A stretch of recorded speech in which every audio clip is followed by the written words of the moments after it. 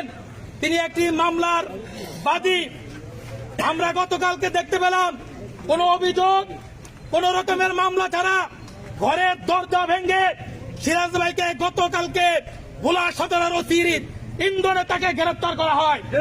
আমরা আজকে সারাদিন তাদেরকে বোঝানোর চেষ্টা করেছি, এসপি সাহেবকে বলেছি, কিন্তু তারা আমাদের আবেদনকে প্রত্যাহার করেন, তাকে চালান দেওয়ার জন্য মামলা সাজানোর নাটক করতেছে।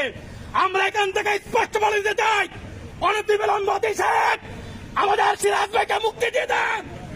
আমরা বলতে বেশি আসি নাই, আপনি এখানে নতুন এসেছেন, ইসলামী আন্দোলন দেখেছেন, ইসলামী আন্দোলন আপনি দেখেন নাই, দেখেছেন। মুক্তি মুক্তি চাই, সিরাজ ভাইয়ের মুক্তি চাই, তালা ভাঙবো নাকি কুরুমি ক্লিক করেছেন।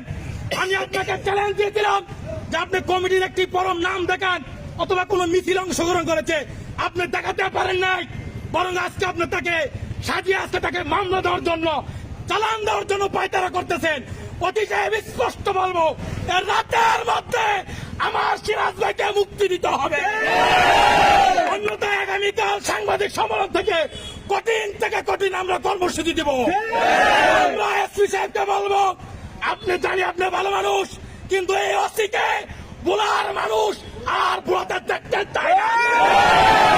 এই ভোলার থেকে ওসিকে প্রত্যাহার করে নিতে হবে।